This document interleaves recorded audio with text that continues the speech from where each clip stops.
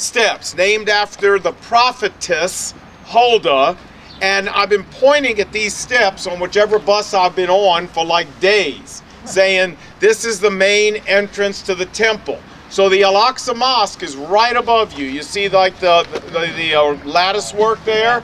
That's the Al-Aqsa Mosque, so you get a sense of where you are.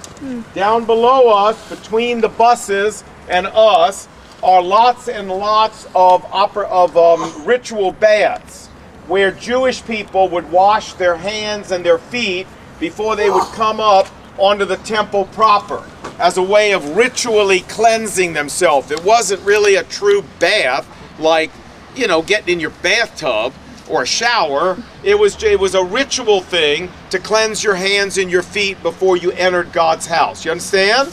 So the process would go, you'd leave where the buses are, come to the ritual baths, climb up these steps, and go into the Temple Mount. And at the time of Christ, the first people you would see would be the money changers. Right. And there's a triple gate down there. If you look, you can see it in the wall. It's blocked up, but you see the three arches?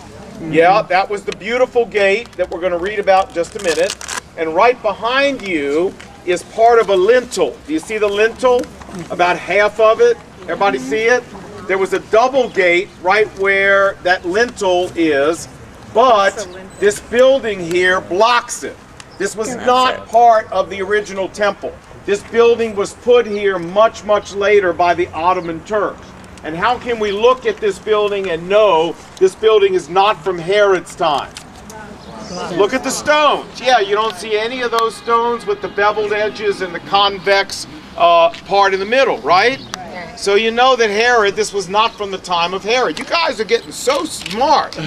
I'm serious. You're going to be Bible scholars by the time we're done with this.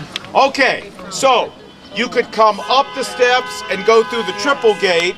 You could come up the steps and go through the double gate. Everybody with me?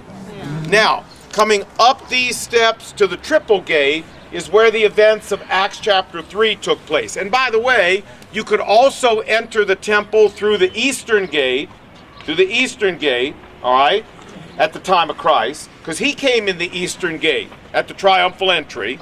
And there were two arches, two roadways on the western wall that connected the Temple Mount to the upper city, and you could enter from the west as well. Everybody